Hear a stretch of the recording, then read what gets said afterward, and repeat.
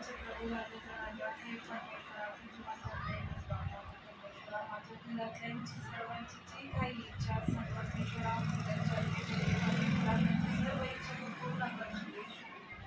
अशी मी आशा बाळगते तुझ्यापाशी. वगैरे पासवाना तू आज आमच्या इथे पाठवले परमेश्वरा, तुला धन्यवाद देते येशू बाबा.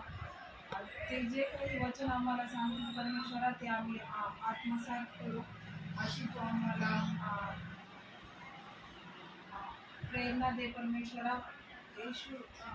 इतकीच प्रार्थना करते येशूच्या नावात मागते. आमेन. प्रियांनो, देव बाप्पाने बायबलमध्ये जो पण शब्द, जे पण वचन ठेवले ते वचन पूर्ण करण्यासाठी ठेवले आणि त्या वचनांना पूर्ण करण्यासाठी विशेष अशा लोकांची देवाने नियुक्ती केलेली आहे. मनुष्याच्या जीवनामध्ये जे पण होतं ना ते देवापासून होतं, फक्त ते आम्ही समजणं महत्त्वाचं आहे. का तसं होतं याचं कारण हे आहे की देवाने तशी योजना केलेली, मग ती योजना पूर्ण होण्यासाठी काही होणं गरजेचं आहे ना. काही झालं तर पुढं काय होणार आहे, काही झालंच नाही तर पुढं काय होणार आहे. आणि देव बाप्पाने असे काही बायबलमध्ये सिक्रेट वचनं ठेवलेले आहेत की त्या वचनांना पूर्ण करण्यासाठी विश्वासणाऱ्यांचा देवबाप उपयोग करणार आहे. सेवकांचाही उपयोग देवबाप करणार आहे. देवाच्या नजरेमध्ये विश्वासणारे सेवक दोन्ही बरोबर आहेत, पण बक्षीस देण्याच्या परी वेगळे आहेत. प्रथम सेवक, नंतर विश्वासणारे. प्रियांनो, आज ज्या वचनाविषयी आपल्याशी देवबाप बोलणार आहे ते वचन याच गोष्टीशी जास्त संबंध ठेवणारं आहे. आणि धन्य ते प्रियजन आहेत की ज्यांच्याद्वारे देवबाप आपलं बायबलचं वचन पूर्ण करण्याची तयारी दाखवतो. पण प्रियांनो, ज्यांच्याद्वारे प्रभू ती तयारी दाखवतो ना, ती तयारी साधी नसती. त्या तयारीचा निस्ता शब्द ऐकला ना तर विश्वासणाऱ्यांना, सेवकांना आणि इतर जणांना त्या गोष्टी आवडत नाही. अशा गोष्टी देवबाप आपल्या विश्वासणाऱ्यांकडून करून घेण्याची अपेक्षा करतो. पण सगळेच वचनं बायबलमधून विश्वासणाऱ्यांसाठी तसेच आहेत असं पण नाही. मागील दिवसात आम्ही पाहिलं, जलप्रलयापूर्वी फक्त नोहाचा परिवार धार्मिक प्रभूला दिसला. त्यानंतर कोणीच त्याला धार्मिक दिसलं नाही. त्या पिढीचा परमेश्वराला नाश करण्याइतकं त्यांनी पाप केलं होतं. म्हणजे त्या समयामध्ये फक्त एका सात्विक परिवाराची देव बाप्पाने आठवण केली होती. बाकी त्याला त्या समयात कोणीच सात्विक सापडलं नाही. म्हणून पूर्ण जलप्रलयाने देवबाप्पाने सगळी पृथ्वी धुवून साफसुथरी करून नोहाला दिली. आणि मग नोहाने आपल्या पिढीच्या द्वारे सगळं काही अस्तित्वात आणलं, त्याच्याद्वारे आम्ही पण आलो. तसं प्रियांनो, आज ज्या वचनाविषयी देवबाप बोलणार आहे ते वचन या वचनाशी थोडंसं वेगळ्या प्रकारचं आहे. त्या प्रकारचं वचन नाही, पण याच्यामध्ये पण बऱ्याचशा काही गोष्टी गुप्त आहेत ज्या आता प्रभू प्रगट करणार आहे. बघूया अगोदर ते वचन आपण. नीतिसूत्रे याचा 25वा अध्याय, स्तोत्र संहितेच्या नंतर लगेच नीतीसूत्रे 25:2. 25 अध्याय 2 वचन का? हो. एखादी गोष्ट गुप्त ठेवणे यात देवाचे गौरव आहे, पण एखाद्याचा शोध लावणे यात राजाचे गौरव आहे. बघा, या ठिकाणी एक शब्द देव बाप्पाने प्रगट केला आहे. एखादी गोष्ट गुप्त ठेवणे यात देवाचे गौरव आहे. आता ज्या गोष्टीला गुप्त ठेवण्यासाठी देवबाप विश्वासणाऱ्याचा किंवा सेवकाचा उपयोग करतो, तो किती धन्य असेल की देवाने त्यांची निवड केली. हा ती काय गुप्त गोष्ट आहे ती देव बाप्पाला माहीत आहे, आणि ज्यांच्यावर ती गुप्त गोष्ट प्रभू प्रगट करणार आहे त्यांना आत्मा सांगितल्याशिवाय राहणार नाही. प्रियांनो, आज ज्या गुप्त गोष्टीविषयी देवबाप बोलणार आहे त्यातली काही गुप्त गोष्ट माझ्या जीवनाशी पण संबंध ठेवणारी आहे. हे बघा, मी नेहमी सांगतो, मनुष्य सर्व ठिकाणी आपल्या बुद्धीचा वापर करील, आपल्या चतुराईला चालवेल, पण जेव्हा एखादा पवित्र सान्निध्यामध्ये पवित्र आत्म्याच्या संगतीमध्ये बसतो तेव्हा पवित्र आत्मा त्या व्यक्तीचं, विश्वासणाऱ्याचं किंवा सेवकाच्या बुद्धीचं टाळ बंद करून टाकतो. हे कोणासाठी आहे? जे आत्म्याने येतात त्यांच्यासाठी आहे. जे आत्म्याने येत नाही त्यांचं काय मला माहिती नाही. आता मी जर हा शब्द उच्चारलाय की या वचनाचा माझ्याशी पण काही संबंध आहे, तर तो काय संबंध आहे तो मी तुम्हाला दाखवणार आहे. आणि अजून एक आहे गोष्ट, पण ती गोष्ट सांगण्याचा वेळ योग्य आलेला नाही. जेव्हा योग्य वेळ येईल त्यावेळेला ती गोष्ट सांगितली जाणार आहे. आणि ती पण गोष्ट प्रभूच्या उपस्थितीमध्ये सांगितली जाणार आहे. का प्रभूच्या उपस्थितीमध्ये सांगितली जाणार आहे? कारण त्यात प्रभूचं गौरव होणार आहे, म्हणून प्रभूच्या उपस्थितीमध्ये ती सांगितली जाणार आहे. पण आज एक गोष्ट मी तुम्हाला या वचनातून दाखवणार आहे. ते दाखवण्या अगोदर एक वचन मी तुम्हाला दाखवणार आहे. 1 करंथीकराचं पत्र 7वा अध्याय, प्रेषितांचे कृत्य, रोम, करंथीकर, 1 करंथीकरा 7वा अध्याय 29वे वचन.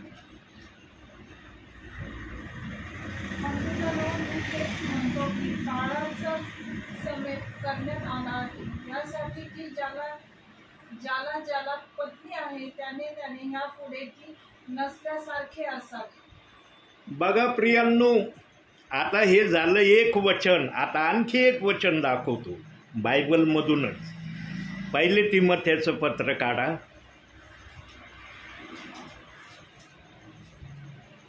1 तिमोथेय 3रा अध्याय 5वं वचन.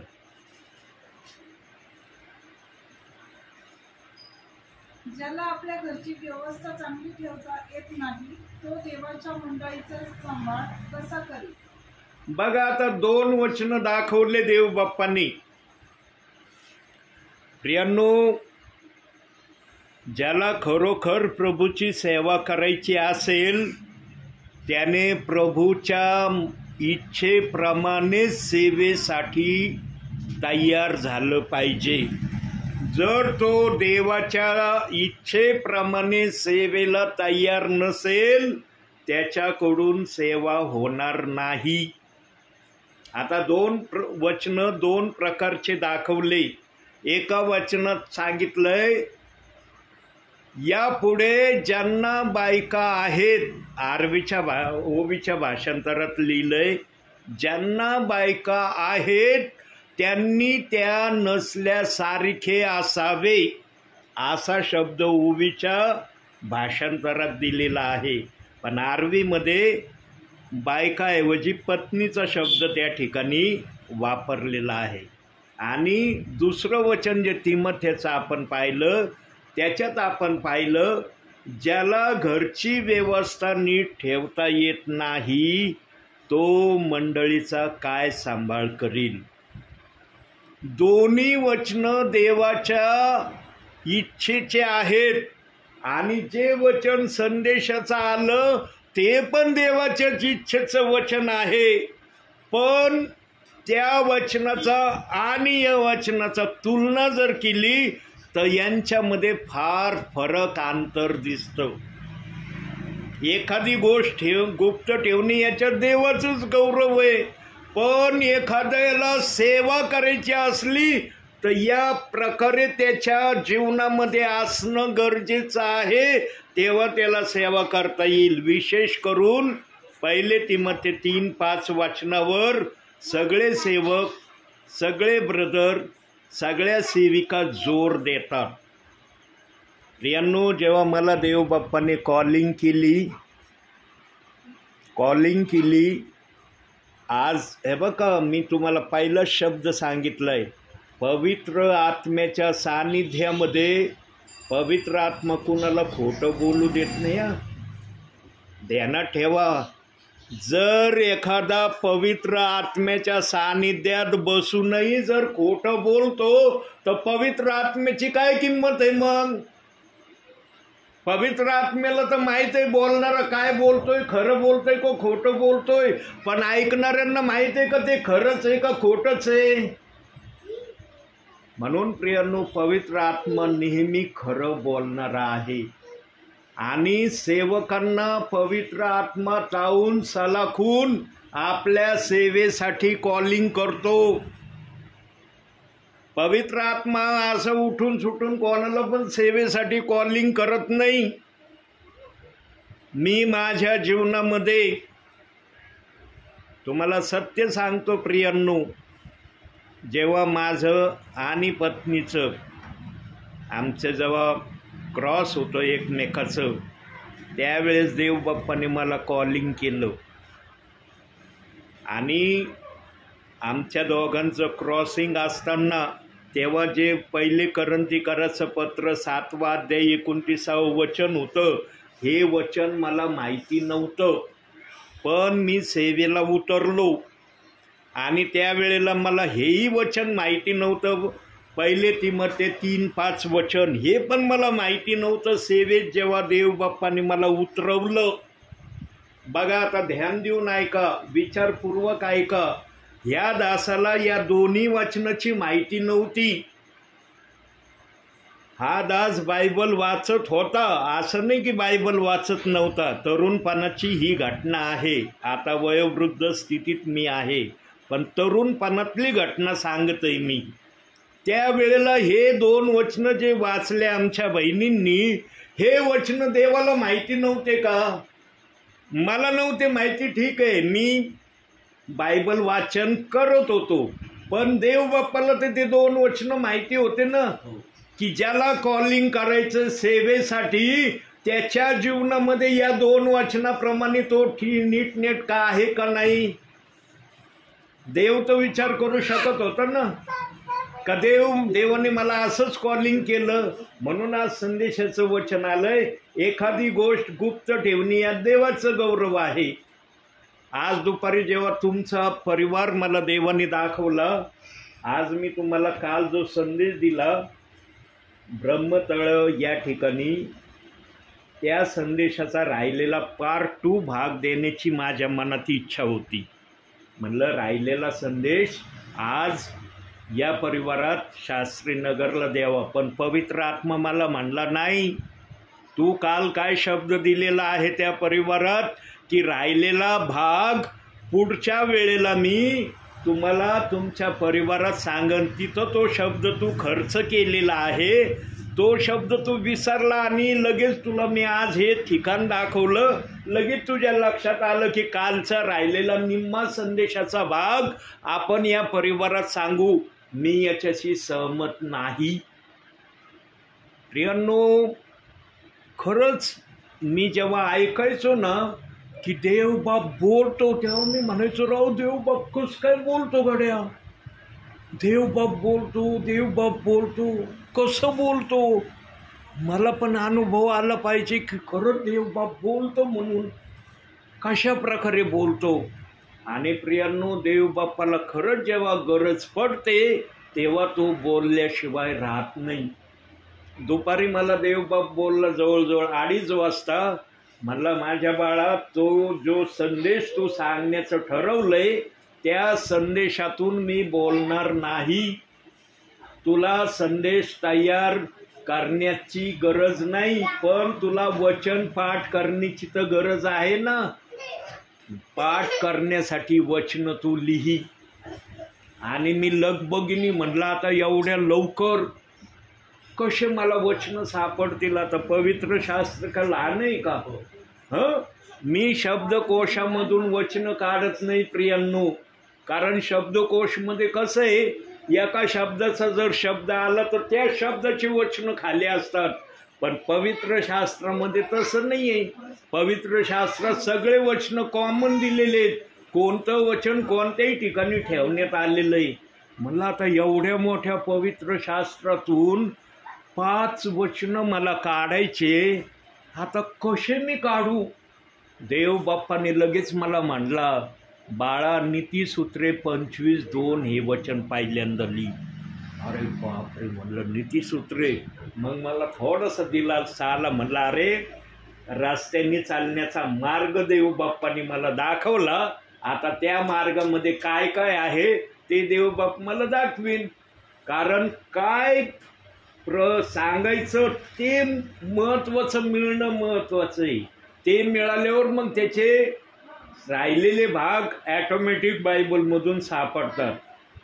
जसं दुसऱ्या भाषेत एखादा सेवक संदेश तयार करायला बसला म्हणजे तो सर्वात पहिला विषय निवडतो. विषय निवडल्यावर मग तो त्या विषयाला अनुषंगून वचन काढायला सुरुवात करतो. आणि ज्या प्रकारे पवित्र आत्मा संदेश तयार करण्याची त्यांना प्रेरणा देतो तसे ते संदेश तयार करतात. मी पण संदेश तयार करणारा होतो, मी नाही म्हणत नाही प्रियांनो. पण गेल्या काही महिन्यापासून देवबाप्पांनी मला संदेशापासून दूर केलंय. किंवा मी प्रेषितांकडे पाहून ठरवलंय की प्रेषित जर संदेश तयार नव्हते करत तर मी पण संदेश तयार करणार नाही. आणि मग देवबाप्पांनी आत्तापर्यंत मला चालवलंय त्या प्रकारे भविष्याचं मी सांगू शकत नाही. मला ते वचन मिळाल्यावर मग मला जवळजवळ माझे 5 वचनाचे निम्मा भाग मला मिळाल्यासारखा झाला. आणि लगेच पवित्र आत्मा त्या वचनातून माझ्या हृदयात मननाच्याद्वारे बोलायला स्टार्ट केलं. आणि बोलता बोलता देवबाप्पाने माझा विषय पण मला दाखवला. आणि मी म्हटलं पवित्र आत्म्या, जेव्हा संदेश सुरू होईल तेव्हा तुझ्या इच्छेने कोणती गोष्ट प्रथम सांगणं तुला उचित वाटेल ते मला सांग. मी बोलायला घाबरणार नाही. म्हणून माझ्या जीवनावरच पवित्र आत्म्याला बोलणं आवडतंय. म्हणून पहिला विषय तोच तुम्हाला मी सांगत आहे. प्रियांनो, जेव्हा सेवेत उतरलो तेव्हा काही पालकांना हे माहिती होतं. असं नाही की काही पालकांना माहिती नव्हतं की पगारेंचं आणि त्यांच्या मिसेसचं व्यवस्थित वातावरण नाही. बघा, देवाने कॉलिंग केलं आहे. मला बायबलची वचनं माहिती नाही. देवाच्या सांगण्याप्रमाणे मी ठरवलं, देवबाप्पा तू कॉलिंग केलं, मी सेवेला जातो.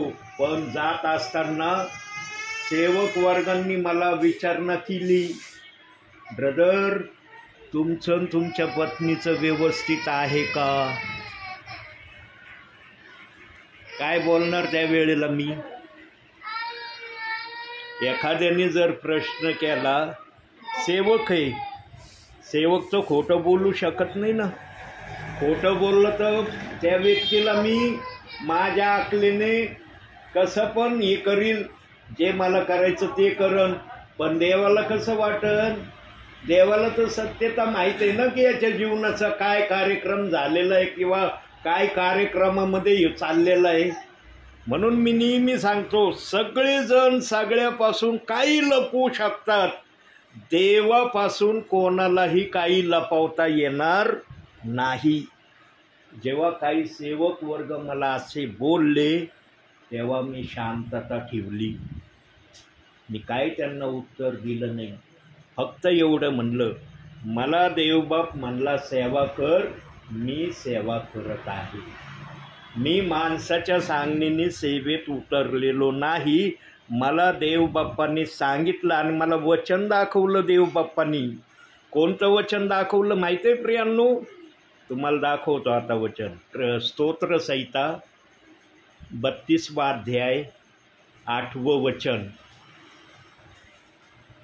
आणि जर हे पवित्र आत्म्यातून सांगत आहे प्रियांनो, तर देवबाप्पाने मला असं केलं बरं का, म्हणून आजपर्यंत सेवेत आहे मी. वाचा. ज्या मार्गाने तुला केले पाहिजे त्याचे शिक्षण तुला दे. मी आपली दृष्टी तुझ्यावर ठेवून तुला बुद्धिवान सांगेन. आता देवबाप्पाला माहीत होतं ना की माझं माझ्या पत्नीचं व्यवस्थित नाही. कुणाला जरी माहिती नसलं, देवाला तर माहीत होतं ना. का देवापासून लपलंय का?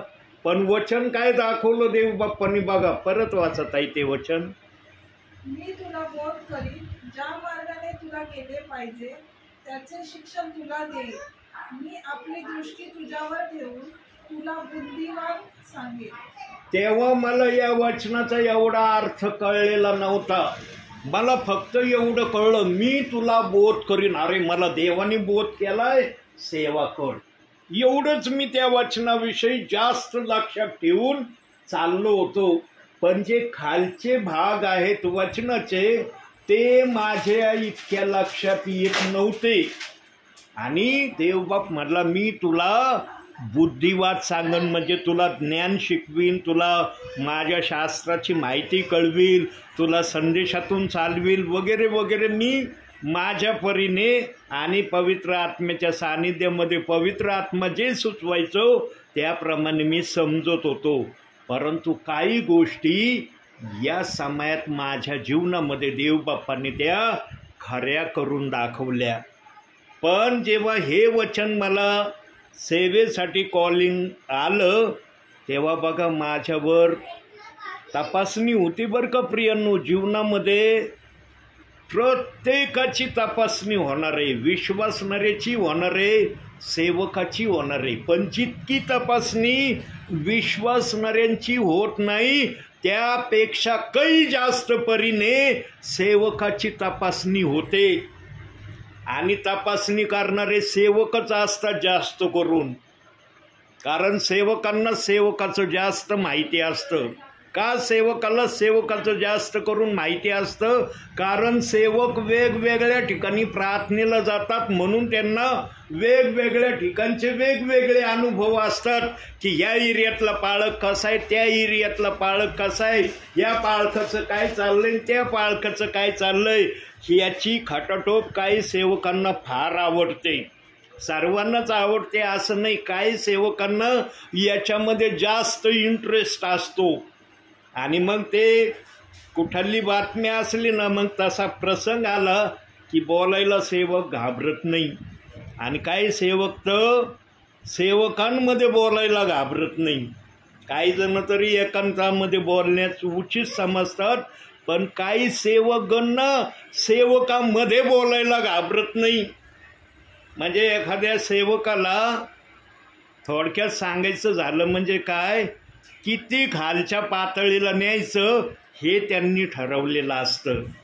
पण प्रियांनो, एक गोष्ट लक्षात ठेवा, ज्याला देव खालच्या पातळीला नेऊ इच्छित नाही ना, कोणताच सेवक कोणाला खालच्या पातळीला नेऊ शकत नाही. हा देवाने जर ठरवलं ना खालच्या पातळीला तुला न्यायचं, मग तो सहजासहजी खालच्या पातळीला जाईल. पण देवाने मला अशा अशा परिस्थितीमध्ये सांभाळलं प्रियांनो. मी नेहमी ऐकण्याची वृत्ती जास्त ठेवली, बोलण्याची वृत्ती कमी ठेवली. ते आजही मी करतोय, आजही करतोय. असं नाही की त्यावेळेला मग तसा माझा स्वभाव होता, आता मी चेंज केला आहे. आजही माझा तोच स्वभाव आहे. मी ऐकून शांत राहण्याची वृत्ती माझ्यामध्ये आजही आहे. हा काही ठिकाणी मी मनुष्य आहे, मी काय देव आहे का? देव आहे का मी? देवाला सगळं करता येतं, मनुष्याला तेवढं करता येत नाही जेवढं देव करू शकतो. पण मनुष्याला काय करण्याचं टॅलेंट देवाने दिलेलं आहे. सर्वांना दिलंय असं नाही, ज्यांना मिळालंय त्यांच्याकडून देवबाप तसं करून घेत आहे. आणि जेव्हा हे वचन मिळालं तेव्हा मी इतका आनंदलो, म्हटलं अरे माझ्याबरोबर माझा देव राहणार रे, मला बोध देव करणार रे, कशी सेवा करायची, काय करायची. आणि मग मी बायबल कॉलेज करण्याचं ठरवलं. प्रियानो, बायबल कॉलेज करण्यामध्ये पण मला विघ्न आले. 2-3 ठिकाणी माझं बायबल कॉलेज पूर्ण होऊ शकलं नाही. निरनिराळ्या अडचणी आल्या, निरनिराळे पेच प्रसंग त्या समयात उद्भवले, तरी मी हार नाही मानली. म्हणलं देव बाप्पा काही होऊ द्या माझं, पण मी बायबल ट्रेनिंग पूर्ण केल्याशिवाय राहणार नाही. प्रियांनो, एक वचन मी नेहमी सांगतो ना की एक वचन एकाच गोष्टीसाठी नसतं, त्या वचनाचे अर्थ विपरीत देवबाप उपयोगात आणण्याचं ठरवतो. आणि ती वेळ आज आलेली. आता एक वचन बघूया आपण. नीतिसूत्रे 24वा अध्याय 16वं वचन. नीतिसूत्रे 24वा अध्याय 16वं वचन. कारण धार्मिक 7 वेळा पडला तरी पुन्हा उठतो, पण दुर्जन अरिष्ट आलेल्याबरोबर जमीनदोस्त होता. दुष्ट अरिष्ट आल्याबरोबर जमीनदोस्त होतात. 2-3 ठिकाणी माझं बायबल कॉलेज पूर्ण होऊ शकलं नाही, पण मी हार मानली नाही, माघार घेतली नाही. आणि असं 3ऱ्या ठिकाणी प्रत्ययास आलं काही जणांना, यांची घरची व्यवस्था नीट नाही, यांनी बायबल ट्रेनिंग पूर्ण केलं तर वचनाप्रमाणे यांची व्यवस्था नीट नाही, कशी यांची सेवा होईल हे काही जणांना कळलं. कुठून कळलं, कुणी सांगितलं, मला याची कल्पना नाही. तरी मी माघार नाही घेतली. म्हणलं देव बाप्पा तू मला कॉलिंग केलंय, तू मला वचन दाखवलंय, तू माझ्याबरोबर आहे, माझा विश्वास आहे. एक ध्यानात घ्या प्रियांनो, मोशेने काय सांगितलं होतं जुन्या करारामध्ये की जर एखादी पत्नी आपल्या पतीजवळ राहण्यास तयार नसली किंवा एखादा पती आपल्या पत्नीला आपल्याजवळ ठेवावयास तयार नसला तर त्यांनी एकमेकापासून दूर होण्यासाठी सोडचिठ्ठी घ्यावी, हे त्यांच्या या वागण्यावरून ठरवलं होतं. ही काय ठरलेली आज्ञा नव्हती, पण मनुष्याचा स्वभाव जर एकमेकाच्या विरोधात असेल तर तुमची एकमेकापासून सुटका व्हावी म्हणून या सोडचिठ्ठीचं प्रावधान मोशेने आणलं होतं. पण या सोडचिठ्ठीचं प्रावधान प्रभूकडून नव्हतं. एदेन बागेत जे देवबाप्पाने लग्न लावलं आदाम आणि हव्वेचं, हे सूटपत्र होण्याच्या हेतूने लावलेलं नव्हतं. आजही देवबाप्पाचा तोच विचार आहे की जे लग्न मी लावलेलं आहे आणि जे लग्न जगामध्ये होत आहे प्रभूमध्ये, त्यांचं पण सूटपत्र होऊ नये. देवाच्या मनात ही कल्पना नाही, पण माणसाच्या कठीणपणामुळं मोशेने ही आज्ञा आणली की तुम्हाला एकमेकांपासून आझादीने राहता यावं म्हणून तुम्ही सूटपत्र देऊ शकता. पण हे देवाकडून आलेली आज्ञा नाहीये, देवाने ही आज्ञा दिलेली नाही. माणसाच्या कठीणपणामुळं मोशेला हा नियमशास्त्र आणावं लागलं आणि ते आजपर्यंत आहे. चाललेत ना, आजही होतंय ना सूटपत्र, होतंय ना, सर्वच याचं होतंय ना. तिथं आहे का भेदभाव? की यांचं होत नाही त्यांचं होत नाही, सर्वांचं होत आहे ना, पण ही देवाची आज्ञा नाही. बायबलचा आत्मा कुठंच प्रमाणित करत नाही की देव बाप्पाने जर लग्न लावलं तर देव बाप्पाने सूटपत्र देण्याचं पण प्रावधान आणलं. हे मोशेने मनुष्याच्या कठीण मनामुळं अस्तित्वात आणलेलं नियमशास्त्र आहे. निर्गमाच्या पुस्तकांमध्ये स्पष्टपणे सांगण्यात आलेलं आहे प्रियांनो. आणि जेव्हा माझ्या जीवनाचा असा प्रश्न आला, सांगा, जेव्हा एखाद्याला ही गोष्ट माहीत होते की अरे काही जणांना माहीत पडलंय की तुझ्या घरची व्यवस्था नीट नाही आणि तू बायबल कॉलेज करण्याची तयारी करत आहे, त्यावेळेस एखाद्या सेवक होण्याच्या तयारीमध्ये असलेला असेल विश्वासणारा, त्याच्यावर काय बितन तो काय विचार करील? वैयक्तिक थोडाफार तर विचार करील ना तो. प्रियांनो, एदेन बागेत जेव्हा आदामाने फळ खाल्लं ना, फळ खाल्ल्याबरोबर फळ खाल्लं, नरड्याच्या खाली उतरलं आदामाला लगेच दिसून आलं, लाज त्याच्यामध्ये आली, इज्जत त्याच्यामध्ये आली, आपली लायकी वाचवणं याच्यामध्ये आली. या सगळ्या गोष्टी आदामाला ताबडतोब कळल्या. म्हणून तो फळ खाल्ल्याबरोबर लगेच झाडाच्या मागं पळायला लपला. त्याच्या अगोदर का लपत नव्हता तो? त्यावेळेस तो देवा समान होता, देवाच्या आज्ञेत होता. पण जेव्हा त्याने देवाच्या आज्ञेच्या बाहेर गेला तेव्हा त्याला त्याच्या शरीराची अवस्था पवित्र आत्मेने दाखवली, त्याला लाज वाटली आणि तो लपला झाडामागे. ज्याला त्याला आज आपली इज्जत प्यारी आहे ना प्यारी? कोण म्हणतं का मला माझी इज्जत घालवायची?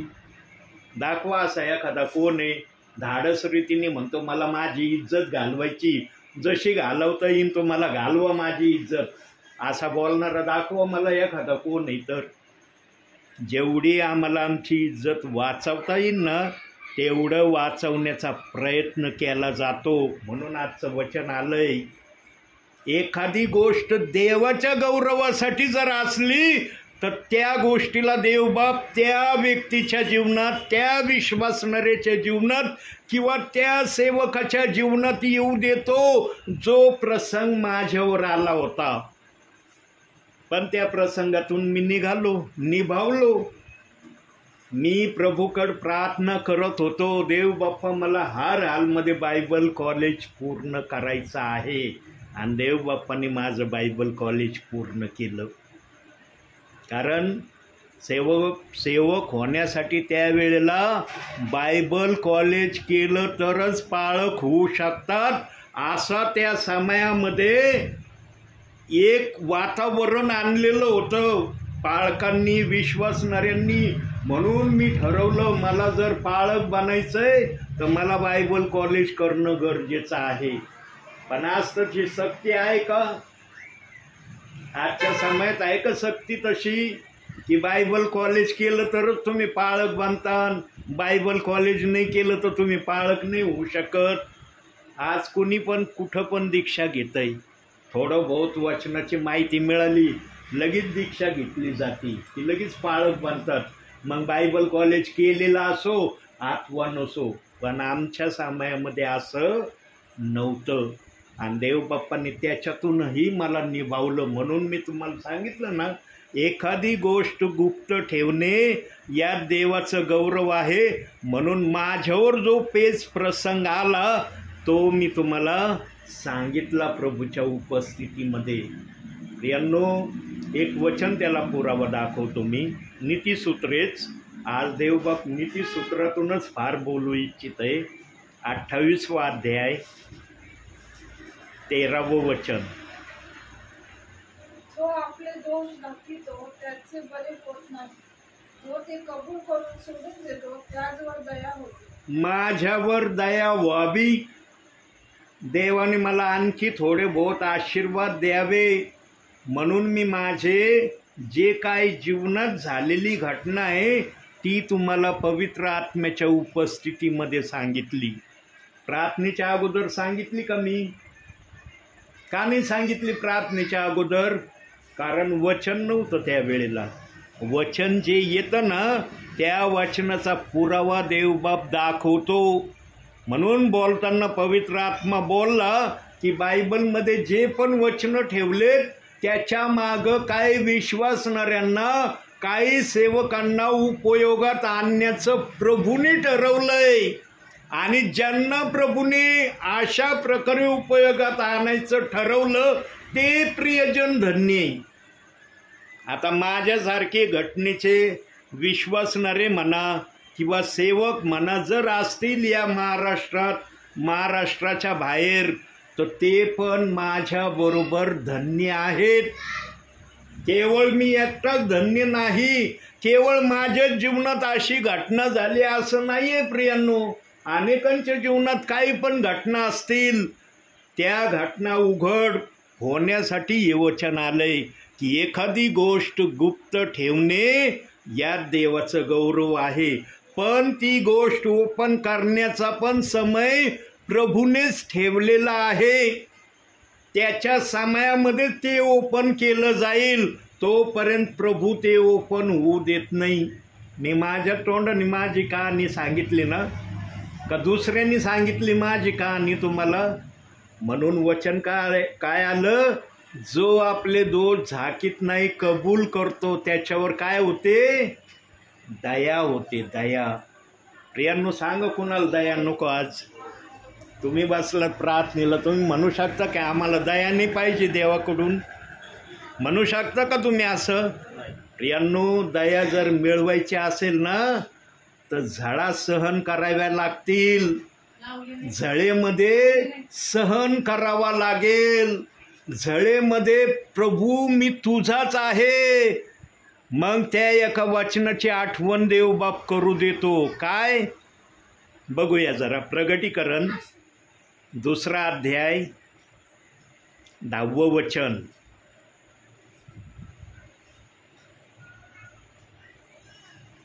प्रगटीकरण 2 अध्याय 10 वचन.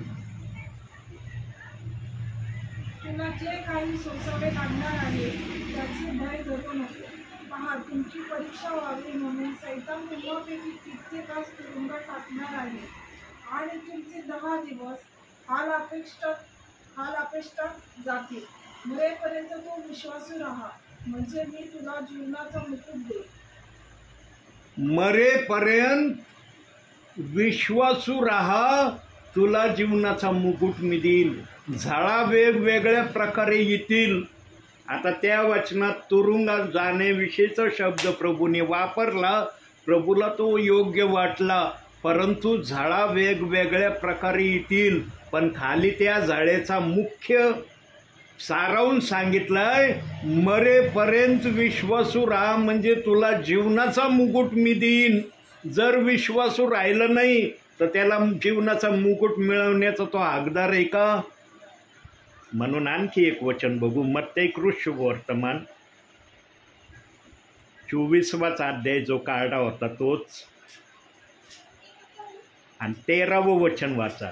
24 अध्यायचं 13वं वचन. मत्ती शुभवर्तमान. नवीन करारात, नवीन करार, नवीन जुन्या करारात येत तुम्ही. हां, जा पुढं मत्ती लागल. नाही, अजून नाही आलं. हां, आता कोणतंही पुस्तक? हां, 24वा अध्याय 13वं वचन. एकच वचन वाचायचं.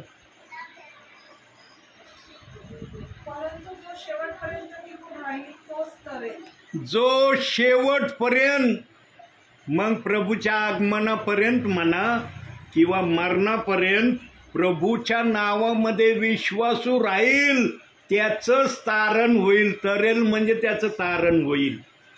एकीकड मुकुट देण्याचं आश्वासन आहे, एकीकड तारण टिकून ठेवण्यासंबंधाचं प्रभू बोलत आहे. प्रियांनो, हे टॅलेंट, हे गुण कोणाला साध्य करता येतात? ज्यांच्यामध्ये देवाचा पवित्र आत्मा आहे त्यांनाच हे साध्य करता येतं. ज्यांच्यामध्ये पवित्र आत्मा नाही त्यांना हे साध्य करता येईल याची खात्री शाश्वती देता येणार नाही. माझ्या जीवनामध्ये मी इतक्या झळा खाल्लेला सेवक आहे प्रियांनो. काही गोष्टी देवबाप मला अजूनही म्हणतोय गुप्त ठेव, सांगू नको. योग्य समय आल्यावर मी तुझ्या मुखातूनच या गोष्टी प्रगट करणार आहे. मला एकच सांगायचं आहे प्रियांनो, आजच्या वचनाप्रमाणे एखादी गोष्ट जर गुप्त ठेवणे यात देवाचं गौरव आहे असं देव म्हणतो ना. माझ्या जीवनामध्ये इतक्या वाईट गोष्टी आल्या आणि अजूनही येत आहेत, त्या थांबलेल्या नाहीत, अजूनही येतात, पण आता एवढ्या नाही येत जेवढ्या त्या समयात येत होत्या. पण मी फक्त माझ्या प्रभूकडं माझी दृष्टी ठेवली. म्हणलं प्रभू तू मला सेवक केलंस, तू माझं तारण केलंस, तू माझा तुझ्या राज्यात येण्याचा स्वीकार केलाय, मला याच्यामध्ये टिकून राहण्याची शक्ती दे. आणि देव बाप्पाने मला आत्तापर्यंत शक्ती पुरवलेली आहे. भविष्याचं कुणी पाहिलंय? भविष्यामध्ये काय होणार आहे कुणाला सांगता येईल का? भविष्याच्या गोष्टी सुरुवात जर चांगली आहे, वर्तमान जर काळ चांगला चाललाय तर भविष्यकाळ चांगलं जाईल याची खात्री आहे का नाही? ज्याचा वर्तमानच काळ चांगला नाही त्याचा भविष्यकाळ चांगला राहील का? म्हणून प्रियांनो, आपल्या वर्तमान काळामध्ये जर प्रभूमध्ये टिकून राहायचं असेल तर शास्त्र वाचन, प्रार्थना, आज्ञापालन करणं गरजेचं आहे. याच्याशिवाय तुम्हाला प्रभूमध्ये सक्षम, भक्कम आणि स्थिर उभा राहता येणार नाही. काही जण 2 करतात 1 सोडतात, काही जण 1 करतात 2 सोडतात, पण काही जण असे आहेत की 3च्या 3 करतात. आणि जे 3च्या 3 करतात प्रियांनो, त्यांच्यावर एवढी मोठी आपत्ती देवबाप येऊ देणार नाही की त्या आपत्तीसमोर तो विश्वासणारा झुकेल. आणि बायबलनी पुरावा दिलाय. जर हा विचार देवबाप दाखवतोय तर याला भक्कम साक्षीचं वचन देवाने ठेवलंय. कुठं दिलंय बघूया जरा. 1 करंथीकराचं पत्र, पुढं जायचं, रोमकराच्या पत्रानंतर 10वा अध्याय 13वं वचन.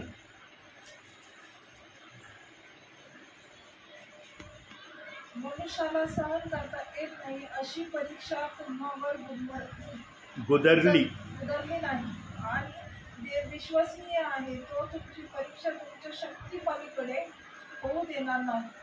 तर परीक्षेबरोबर तिच्यातून निभावण्याचा उपायही करेल, यासाठी की तुम्ही ती सहन करावयास समर्थ व्हावे. आता परीक्षा म्हणली म्हणजे एकच परीक्षा नसते बरं का, हे ध्यानात ठेवा. देवाचं वचन एका गोष्टीसाठी हे वचन आहे असं कधीच देवाचा आत्मा बोलत नाही. म्हणून मागील संदेशामध्ये मला पवित्र आत्मा आठवण करून देतोय की देव बाप्पाला जर गरज पडली, देव बाप्पाला गरज पडली, माणसाला नाही बरं का, सेवकाला नाही, देव बाप्पाला गरज पडली तर एका वचनातून देव बाप्पाचा आत्मा 1,00,000 वेळेस बोलू शकतो. कसं वाटतं हे वाक्य? 1,00,000 वाक्य तुम्हाला कसं वाटतं? तू म्हणतो ना रे बापरे, हे तर अवकाव्याच्या बाहेरचं वाक्य हे सेवक वापरू राहिलेत. पण देवबाप त्याच्याही पुढचं करायला समर्थ आहे. म्हणून आमचा देवबाप म्हणतो मी असंभवला संभव करणारा आहे. त्याला काहीच अवघड नाही प्रियांनो. पण आज या समयाला देवबाप कुठं उतरून आलाय? कुठं उतरून आलाय? इथं आलाय ना. मग देवबाप्पाची नजर कुठे आहे आज? देवबाप्पाला आज तुमच्याकडे लक्ष आहे ना, आहे का नाही? आमच्या बहिणीने आता वचन वाचलं. सांगा तुमची परीक्षा, ज्या काही तुमच्या मनामध्ये योजना आहेत, इच्छा आहेत, आशा आहे, जे काही असन, जे मला माहिती नाही, थोडं बहुत असन मला माहिती, तुमच्या सांगण्यानी, पण माझ्या न सांगण्याच्या पलीकडचं तुमच्या मनात आहे का नाही ते पूर्ण होण्याची खात्री हे वचन देतं. देवाचा आत्मा म्हणतं तुमच्या सहनशक्तीच्या पलीकड तुमची परीक्षा घेणार नाही. आणि सध्या तुमचं लक्ष कशा गोष्टीकडे लागलंय, कशाकडे लागलंय? हं? देवाकडे लागलंय. अजून एका गोष्टीकडे लक्ष लागलंय. ठीक आहे, आमच्या ताईंचं करेक्ट उत्तर आहे, काही उत्तरामध्ये बदल नाही. पण एवढ्याच एका गोष्टींनी तुम्ही देवाकडे आहेत का? याच्यापेक्षा दुसरं काही देवाकडे मागणंच केलं नाही का? आहे ना. मग दुसरी मागणी काय? बघूया आता तुम्ही बोलता का नाही पवित्र आत्म्याच्या सानिध्यामध्ये, कमानामध्ये ठेवता. एकच मुलगा नाही, 2 मुलं. हे वाक्य मला ऐकायचं होतं आणि देवाला पण ऐकायचं होतं. माझ्या मनात जर हे वाक्याची आशा होती तर देवाने मला प्रेरणा दिली, बोल म्हणून. सांगा, ही जर इच्छा देवबाप्पाने पूर्ण केली, देवाचे किती आभार मानतान तुम्ही? मानतान का नाही? का देवाला म्हणतान कशाला दिले देवबाप्पा मुलं आम्हाला मुलं देऊन आम्ही दुःखी झालो? आई बाप्पा म्हणतेन का असं? म्हणतान का कांचनताई तुम्ही? बघा आमच्या कांचनताई हसून म्हणतात, नाही बाबा असं नाही म्हणणार मी. देवबाप येणाऱ्या दिवसामध्ये हे करणार आहे. प्रियांनो, या दासाच्या मुखातून जे पण निघतं ना, देवबाप ते खरं करून दाखवतोय. मला देवाने खात्री दिलेली, बाळा तू माझ्या पवित्र आत्म्याच्या समक्षतेमध्ये जे बोलशील ते होणार आहे. पण सांगितलेल्या गोष्टी करत राहा, त्या गोष्टीला विलंब लावू नका आणि विश्वासाने करा. नाही ते पगारे पास्टर म्हणले म्हणून मी करत आहे, पगारे पास्टर नसते म्हणले तर मी कशाला केलं असतं ते? अशा अनुषंगाने करू नका. तुम्हाला त्याची गरज आहे, अशा अनुषंगाने करा. जेव्हा शोभा कदम या बहिणीला कळलं मला माझी मिसरी सोडणं गरजेचं आहे, सेवक म्हणतात हे नाही मला गरज आहे ही मिसरी सोडणं, तेव्हा त्यांची मिसरी सुटली. पण जोपर्यंत मी सांगत होतो तोपर्यंत ते ऐकत होते. सेवक म्हणतात मिसरी नकोय, मिसरी नकोय. पण जेव्हा त्या जाग्या झाल्या तेव्हा मिसरी गायब झाली. आता तुम्ही जर बघा, आता ते मिसरीचा विषय वेगळा, आता तुमची समस्या काय आहे तुम्ही सांगितली. याविषयी जेव्हा देवबाप्पाकडे आपली गरज विश्वासाने तुम्ही सांगताल तेव्हा देवबाप इन्कार करील का ऐकायला? म्हणून तुमची प्रार्थना महत्वाची. टाळी किती हाताने वाजते ताई? किती हात लागतात? एक हाताने वाजून दाखवा बरं, मला दाखवा वाजून. वाजते का? कधीच वाजणार नाही. म्हणून सांगणारा एक, ऐकणारा 2.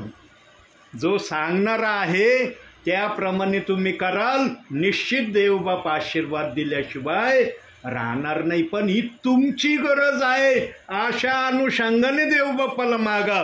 मी म्हणतो म्हणून नाही, मी निरोपे आहे, निरोप सांगतो जातो. निरोप्याचं एवढंच काम असतं.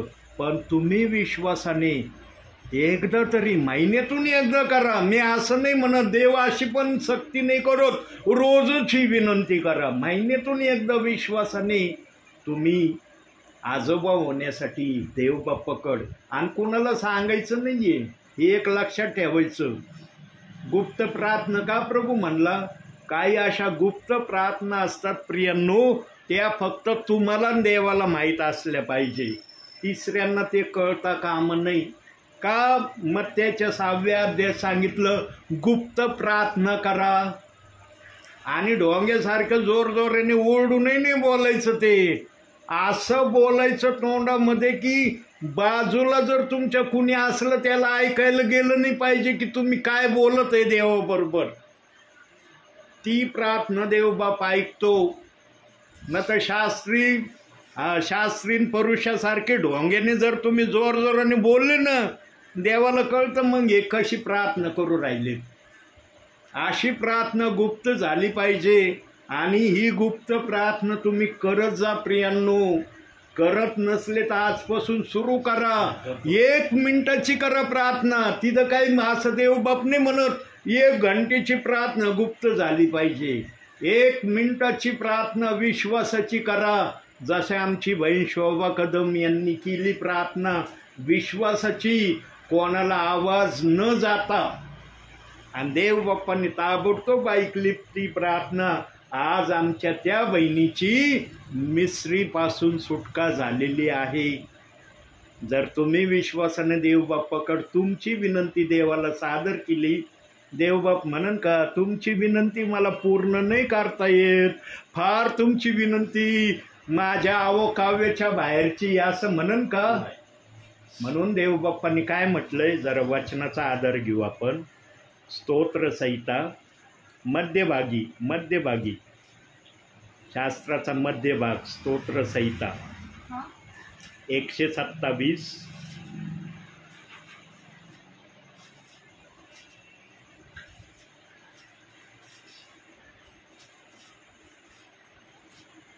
काढलं. दुसरं वचन वाचा. तुम्ही पहाटे उठता, उशिरा विश्रांती घेता व कष्टाचे अन्न खाता, पण हे व्यर्थ आहे. तोच आपल्या प्रियजनास लागेल ते झोपतही देतो. पुढं देण्याची तयारी देवबाप्पाची. झोपेत द्यायला तो समर्थ आहे. तुम्ही जागेपणी जर मागितलं तर देव डोळे बंद करीन का मग? म्हणून प्रियांनो, विश्वास फक्त महत्वाचा आहे. विश्वासाने महिन्यातून एकदा का होईना तुम्ही ती विनंती करा ज्या विनंतीची तुम्हाला आवश्यकता आहे. पण याचा अर्थ असा नाही की महिन्यातून एकदा म्हणलं म्हणजे अरे मग महिन्यातूनच एकदा गुप्त प्रार्थना करायची, बाकी वेळेला गुप्त प्रार्थना नाही केली तर नाही, काय हरकत नाही, असा त्याचा अर्थ घेऊ नका. तुमच्या जीवनात काय तेवढाच एक विषय आहे का? दुसरे विषय आहेत का नाही? मग ते पण विषय गुप्तरित्या प्रभू समोर ठेवा. कुणाला गुप्त प्रार्थनेचा आवाज गेला नाही पाहिजे हे देवबाप्पाला महत्व करून तुम्हाला सांगायचं. तर ती गुप्त प्रार्थना देवबाप ऐकतो. आणि शक्यतो एकांतामध्ये रूम बंद करून जर तुम्ही केली तर अति उत्तम. कुणाला न दिसता, म्हणजे कुणाला दिसलं नाही पाहिजे की हे प्रार्थना करतेत म्हणून. बंद खोलीमध्ये तुम्ही आणि प्रभू, त्यावेळेला बघा पवित्र आत्मा कसा येतो आणि काय बोलतो. प्रियांनो, अशी विश्वासाची प्रार्थना केली ना, लवकरच तुमच्या घरामध्ये तो आनंद येईल जो आनंद आमच्या बंधूंनी आपल्या मुखाने देवाच्या समक्षतेमध्ये सांगितला आहे. देव करायला सक्षम आहे बरं का. आणि जर मी एवढ्या अधिकाराने बोलतोय ना, तर मला पण देवाने अधिकार दिलाय म्हणून मी बोलतोय. मी काय असंच बोलत नाही. मला कुठून अधिकार आहे ते पण वचनातून दाखवतो. यशायाचं पुस्तक, जो पण विषय येईल त्याचा पुरावा बायबलचं वचन. काढलं. 44 अध्याय काढा. काढलं. 26वं वचन वाचा.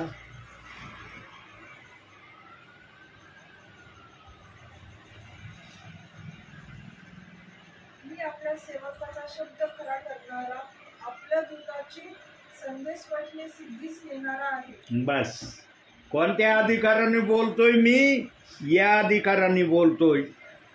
देवाच्या आत्म्याला माहिती आहे कुठं काय ठेवलेलं आहे. मला जरी माहीत नसलं पण देवाच्या आत्म्याला माहिती आहे कोणता शब्द कुठं ठेवलाय आणि त्या शब्दाप्रमाणे कसं बोलायचं. म्हणून संदेश हा मनुष्याच्या इच्छेने कधी आलेला नाही. जो पवित्र आत्म्यातून बोलतो ना, पवित्र आत्मा आपल्या पद्धतीने बरोबर विचारातून वचनातून बोलतो.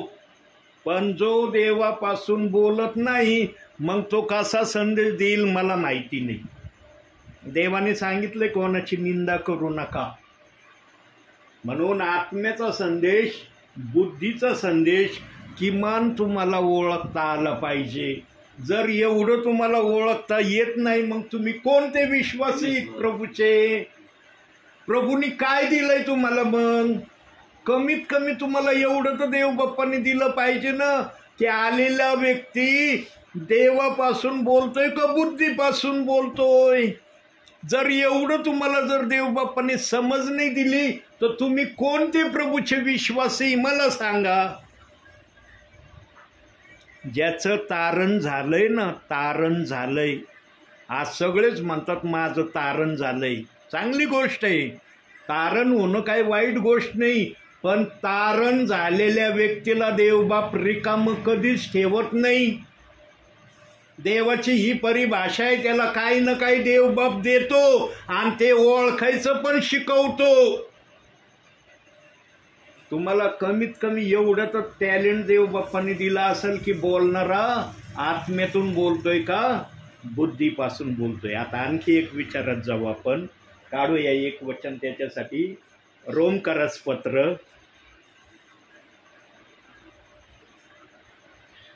रोमकरास पत्र, प्रेषितांच्या कृत्यानंतर नवीन करार, नवीन करार, नवीन नवीन, हां तिकडं प्रेषितांची कृत्य संपलं की रोमकरास पत्र लागल. पहिला अध्याय 28वं वचन वाचा. आणखी ज्या अर्थी देवाची जाणीव ठेवण्यास ते मान्य झाले नाही, त्या अर्थी देवाने त्याला अनुचित कर्म करण्यास विपरीत मनाच्या स्वाधीन केले. या वचनाविषयी अनेक जण अनेक प्रकारे बोलतात, अनेक विचार मांडतात या वचनाविषयी. पण जेव्हा हा विषय देवासमोर येतो तेव्हा देव पण आपल्या परीने या विषयाला आपल्या विश्वासणाऱ्यांना सांगतो. आता बघा, एक नाव घेताच तुम्हाला त्या नावाची पुढची हिस्ट्री ॲटोमॅटिक तुमच्या नजरेसमोर येईल. फक्त एक वाक्य बोलण्याचा माझा वेळ देर आहे, बोलायची फक्त वाट तुम्ही बघतात की ब्रदर बोलले की आम्हाला पुढचं ॲटोमॅटिक कळणार आहे. निधनाचा दाखला माहिती तुम्हाला, गहू आणि निधन आहे माहिती? नाही माहिती? बर, निधनाच्या दाखल्याशी या वचनाचा फार जवळचा संबंध आहे. भाऊ भाऊ म्हणले तरी काय हरकत नाही समजण्यासाठी. निधन आणि हे वचन भाऊ भाऊ आहेत.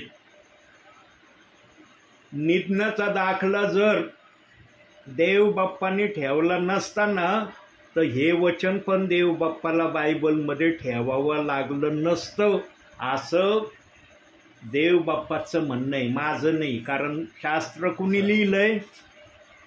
मी लिहिलंय का? मी वचन सांगतो मान्य, पण लिहिणारा कोण आहे? पवित्र आत्मा. आता काय यांचा संबंध आहे ते पण ऐका.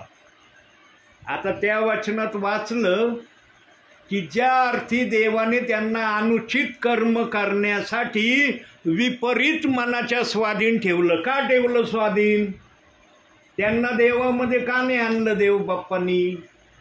का त्यांना विपरीत कर्म करण्याच्या स्वाधीन देवबाप्पाला पाठवणं योग्य वाटलं?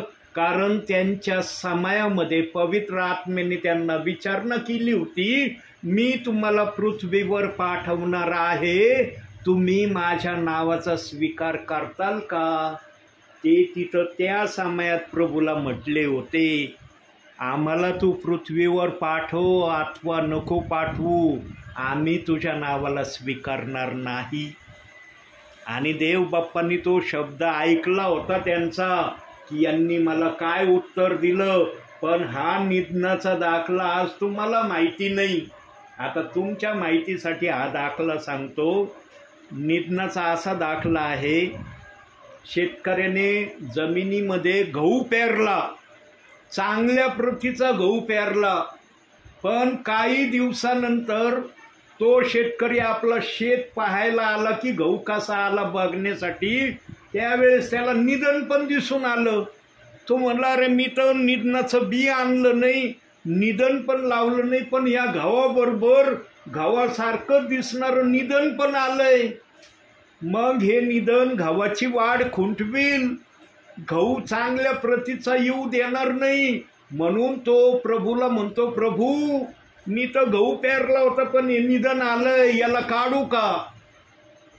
प्रभू म्हणतो काढू नको, कापणीच्या समयापर्यंत दोघांना पण वाढू दे. कापणीच्या वेळेस गव्हाला मी कोठारात घालील आणि निधनाला आगीमध्ये टाकील. याचा अर्थ काय? जे कोणी प्रभूचे आहेत ते प्रभू बरोबर राज्य करतील, जे प्रभूचे नाहीत ते प्रभू बरोबर राज्य करणार नाही. म्हणून तिथं ते वचन आलं, ज्या अर्थी ते देवाची इच्छा पूर्ण करून घेण्यास मान्य झाले नाही म्हणून देवाने त्यांना अनुचित कर्म करण्याच्या स्वाधीन केलं. काही अनुचित कर्म करा तुम्ही, मी गपचूप सहन करील, मी तुम्हाला शासन करणार नाही.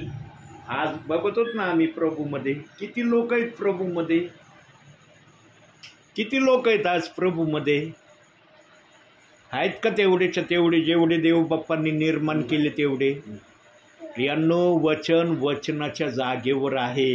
या निधनाच्या दाखल्याला पूर्ण होण्यासाठी ह्या वचनाला ठेवावं लागलं देव बाप्पाला.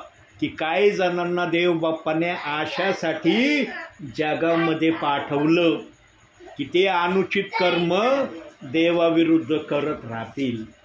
प्रियांनो, देव बाप्पांनी ना आत्म्याने जर वचन लिहिलंय ना तर आत्म्याची भाषा आत्म्याजवळच आहे. फक्त आत्म्याने ती भाषा सेवकाला बोलण्यासाठी प्रेरणा देणं गरजेचं आहे. जर आत्मा प्रेरणा देत नाही ना तर सेवकाला सांगता येणार नाही. म्हणून शिष्य म्हणायचे, स्वर्गाचं राज्य जाणण्याचं रहस्य आम्हाला दिलंय, ह्या ऐकणाऱ्यांना का नाही दिलं? तेव्हा येशू म्हणला, हे तुमच्यावर कृपा झाली, या ऐकणाऱ्यांवर कृपा नाही, म्हणून मला सांगावं लागतंय. प्रियांनो, सेवकाचा दर्जा ना इतका उंच प्रतीचा विश्वासणाऱ्याच्या मनामध्ये असला पाहिजे. पण आज विश्वासणाऱ्याच्या मनामध्ये सेवकाचा दर्जा तेवढा राहिलेला नाही. आज विश्वासणाऱ्यांचं पाहणं कसं आहे माहिती आहे? हे बघा, लोक खोटं बोलायला घाबरत नाही, मी खरं सांगायला घाबरत नाही कधी, म्हणून मी आजपर्यंत सेवेत आहे. विश्वासणारे पण एखाद्या सेवकाचं ना आम्ही रे का गरीब आहे ही पहिली तपासणी आणि मग त्यानंतर त्यांची प्रक्रिया. पण काही विश्वासणारे कधी असा विचार करत नाही, अरे हे आत्मिक जीवनामध्ये प्रभूच्या वचनामध्ये किती वाढले आहेत, किती सक्षम झाले आहेत याचा विचार नाही करत.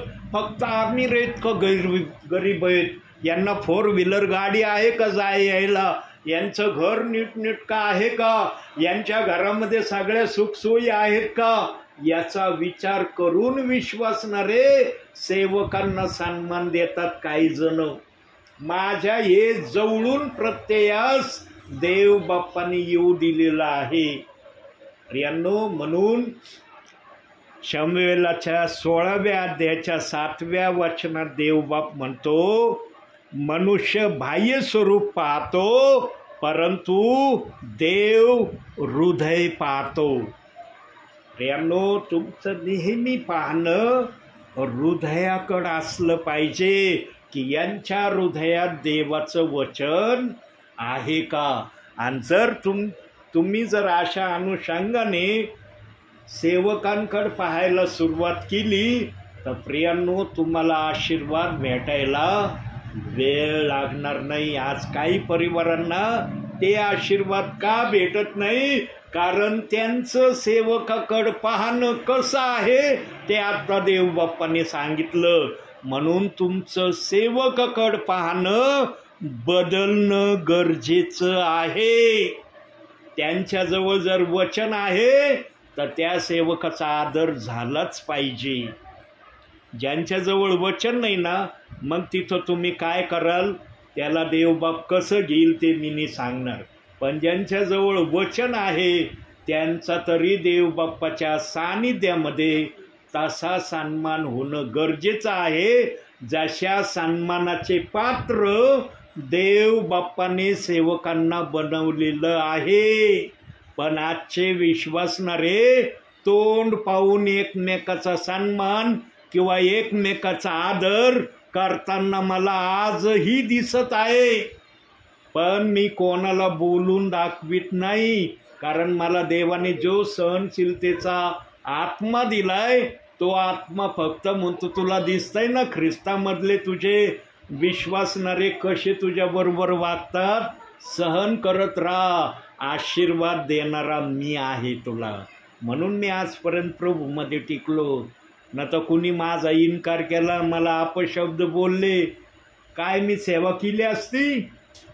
सांग, एखाद्याने जर फारच वाईट गलिच्छ शब्द वापरले, तुम्ही जातान का त्यांच्या दरवाजात? अहो, नाव नाही घेणार त्यांचं तुम्ही, पण हा दास त्यांच्या दरवाजात गेला आणि त्यांना वचन सांगितलं, थक्क झाले ते ऐकून.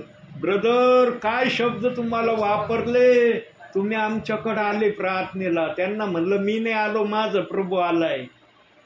मी आजही उद्या नाही जगात, मी नाही आलो, माझ्या प्रभूला दया आली. म्हणून प्रभू म्हणला, बाळा जा तिथं, आणि मी हिमतीने आलोय तुमच्यापर्यंत. आणि तेच विश्वासणारे आज प्रेषित 2:38 वचनामध्ये वाढत आहेत. शाऊल पण किती वाईट होता ना वाईट, पण कसा झाला प्रभूसाठी? प्रभूला असे लोक हवे आहेत, आणि अशा लोकांचा देवबाप उपयोग केल्याशिवाय राहत नाही. म्हणून आज जे वचन आलं, एखादी गोष्ट गुप्त ठेवणे यात देवाचं गौरव आहे. तुमच्या पण जीवनात जर एखाद्या गोष्टीचं गौरव देवबापाकडून होण्यासाठी तुमच्यावर तो पेच प्रसंग आलेला असेल, तर तुम्ही देवाचं गौरव करायला हरकत घेऊ नका. पण योग्य समय आला ना, त्यावेळेला जर पवित्र आत्मा म्हणलं ना सांग, तेव्हा लाजू पण नका. अरे कोस काय सांगायचो, आमचं कोस काय सांगायचो, ऐकणारा काय विचार करील ऐकल्यावर, याची चिंता देव बाप्पावर सोडा. जे धन्य पात्र असतं ना, ते सर्व करण्याची तयारी ठेवतं. तुम्हाला धन्य बनायचं असलं ना, झळ खाल्ल्याशिवाय फळ मिळत नाही. बसल्या जागेवर देव बाप्पन फळ द्यायला मोकळा नाहीये. म्हणून आजच्या या वचनातून हा बोध आणि इशारा तुम्हासाठी आणि माझ्यासाठी आहे की देवाने आम्हाला विशेष कारणासाठी या जगामध्ये ठेवलंय किंवा पाठवलंय. आणि देवाची जी इच्छा आहे ती जर इच्छा आम्ही पूर्ण करत नाही, तर मग आमचं देवाच्या राज्यात येणं कसं आहे याचा विचार तुम्ही करा. देवासाठी कोणत्याही हद्दीपर्यंत उतरण्याची तयारी ठेवा. तिथं स्वतःची लाज आणू नका, स्वतःची इज्जत आणू नका. देव तुमची लाज पण वाचवायला समर्थ आहे, इज्जत पण वाचवायला समर्थ आहे. पण देवाच्या आत्म्याने सांगितलं तर करायचं. न तर आता पगारे पास्टर म्हणले, आता उद्याच मी माझं लगे एखादी गोष्ट लगे धाडधाड. पवित्र आत्मा जर मान्यता देत नाही, सांगू नका. आज मान्यता होती म्हणून मी सांगितलं. इतक्या दिवस सांगितलं का मी तुम्हाला माझं? म्हणून वेळ असतो. उपदेशक 3:1 मध्ये लिहिलंय, प्रत्येक गोष्टीचा समय आहे. समय ओळखून हे करावं लागतं. आणि तुमच्या जीवनात जर देवबाप्पाने तसा समय आणला, त्यावेळेला हरकत घेऊ नका प्रियांनो.